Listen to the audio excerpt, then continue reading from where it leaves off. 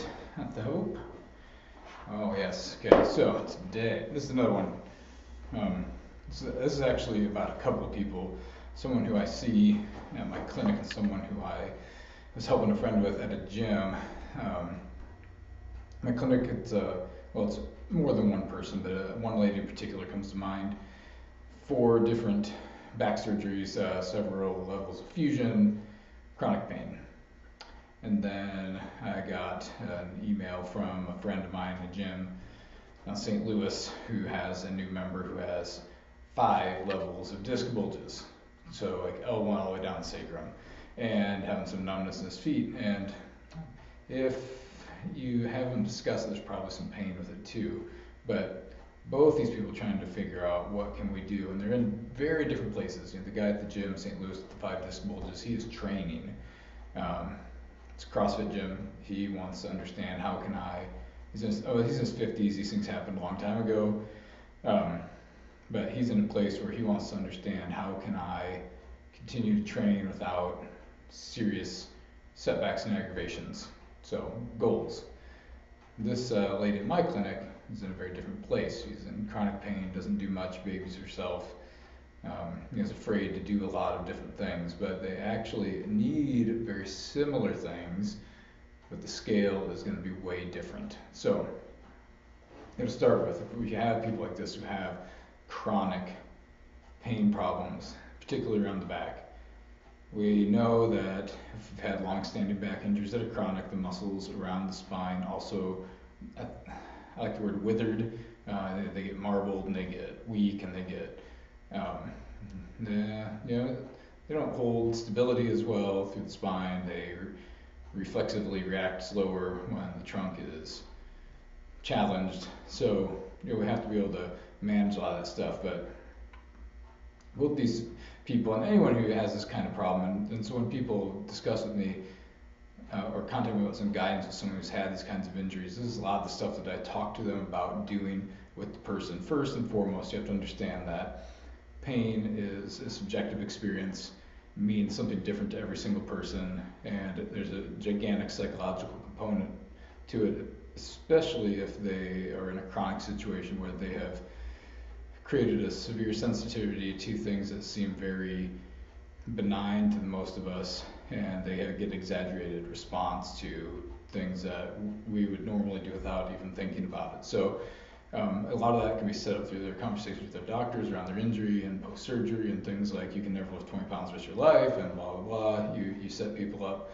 to have like a fear response around certain things. So you have to appreciate that and make sure that when you're interviewing the person for the first time that they give you all the history around those things, everything that makes them worse, everything that makes them better, everything that they struggle with, any of their triggers. You have to figure that stuff out. But roadblocks, their emotional support system, people around them, how they're perceived, how they're treated, how they perceive themselves, how they perceive their chances of getting better. You have to have all those kinds of discussions. But it's your ability to make sure that you can put them in situations that are non-aggravating, that are non-threatening, and continuously push that envelope without having relapses is really what's going to help improve their quality of life in the long run. You'll probably never take a person from telling you that they're tens, I'm on fire, sharks are eating me, I'm having a baby, all at once, that kind of stuff, to zero pain. But if we can get them to places where they're not having exaggerated responses to things that should be normal parts of their day, we're winning big time. So this is kind of some of the discussions that we typically have in my office around these things. And it always starts up here with breathing and bracing. And I like to start with just relaxed breathing, laying on the ground, 90-90, feet up on the bench or on the couch at home. We can teach them how to fill 360, use that diaphragm, passively pull air into the lungs, get some intra-abdominal pressure, contract and relax the diaphragm, air goes out, and they have their hands on their sides, and we have them breathe in, they get that lower rib expansion, belly expansion a little bit, side into the obliques and the low back, ribs rise. What we're doing there is getting them to relax. That's a big part of this. And then we're getting slight little flexion extension movements in the spine. They're non-threatening. So there is some motion going on there, introducing, unbeknownst to them, some slight little perturbations in the back to get them to realize that, hey, my segments of my spine can move and it's not threatening. So then we have to learn to create some sort of tension around the spine if we're going to do things like pick up our kids or pick up the laundry basket. And I don't want to get into some argument about what's a neutral spine or any of that. I just need to get them in a position where they can brace, they can create intra-abdominal pressure, and they can put some load on their body and it doesn't hurt. That's what I want. What position that is matters not. Ideally, we can put them in a shape where their diaphragm is over their pelvic floor, so their rib cage is kind of centered over their pelvis. But let's not get in some debate about posture and whatever, and neutral spine and all those things.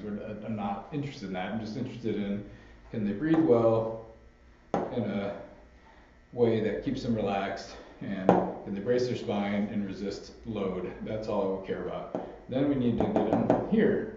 We need to start desensitizing pain triggers. We got to figure out how can we get you breathing and bracing and introducing things into your life that typically would trigger your pain, but show you that there's ways to move and do those things that do not cause severe aggravation. So we have to get into some isometric holds and non-threatening movement. So this is your things like dead bugs and side planks, and I look up the McGill 3. There's some wonderful stuff there. Stuart McGill is amazing.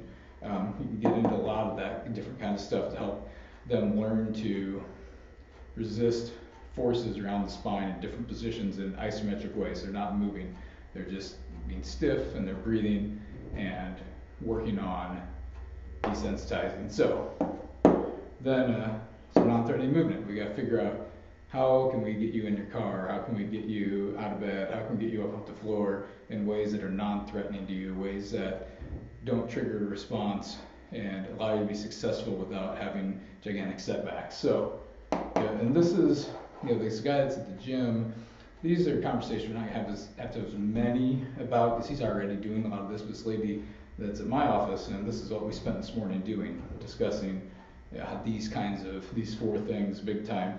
Then we'll get into some weighted holds. Holding the kettlebell on one side of your body, out in front of you, behind you, start challenging your trunk, your ability to create stiffness, your ability to hold on to something and it doesn't hurt.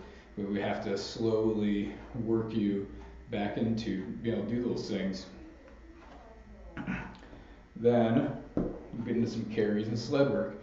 I like this here, especially if I notice someone needs to maybe create a little bit more flexion in their hips to take some of the stress off their spine, or they need to work on their hinging or squatting and other stuff down here. We can add strength through single leg stance and challenge the trunk through carries and sleds. And this is, Stuart McGill has talked about having a roll bar on his truck and having his athletes or anyone that comes in with back pain just work on pushing his truck back and forth across the parking lot. And here I do a lot of sled pushing and dragging with my patients because that have back pain, and carries, sandbags, farmer's carries, because it puts them in positions that force them to create tightness around their lumbar spine because they have to resist the load, and there's only one way really to do it. I try to set them up for success without having to do a whole lot of coaching, and that's where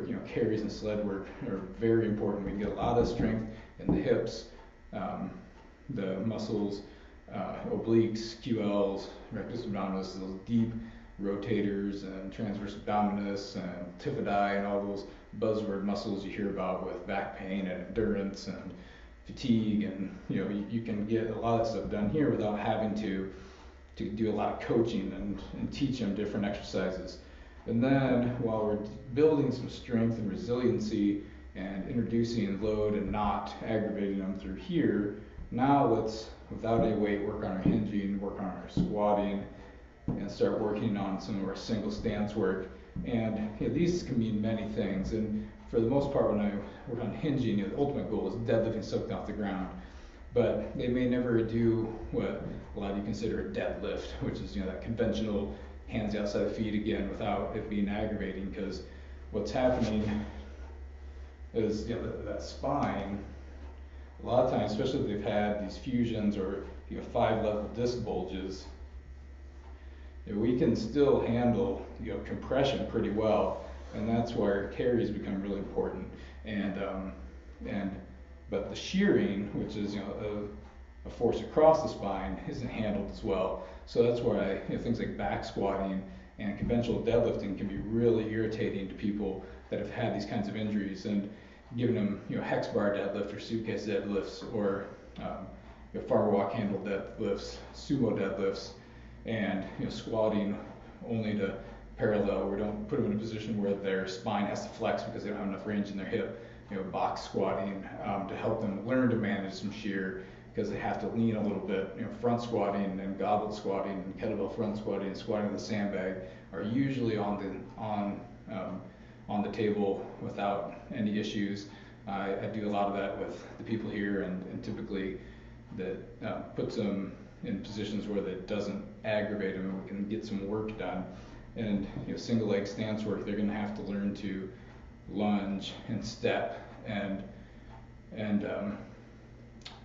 split squats and those kinds of activities can help create strength across the pelvic rim. And we don't want to overdo those, but we have to get some of that work into their training to help kind of balance them in all planes. Because another reason we'll see a lot of back trouble, especially if you work in gym settings, people are always only expose themselves to what's called sagittal plane movements, lifting in a phone booth, as we like to say, where everything's just straight up and down. They're never doing anything moving forward or side to side, and they're never doing it rotating. And once we get through a lot of this stuff and they're not aggravated as much or at all, and we're desensitizing a lot of their triggers, that's when we'll start throwing things like chops and some rotational work that's non-aggressive but challenges them a little bit so that they can work that spine in all the planes it's designed. And if we want to come back up here into non-threatening movements, a lot of times this is just your classic cat, cow, yoga stuff, child's pose, all those things where we're not loaded, we're just breathing, we're going through some end ranges of the spine. The spine needs to be able to move one segment at a time, as well as stiffen up and get tight. Going back to Stuart McGill one more time, he likes to say the spine needs to be able to dance and get stiff.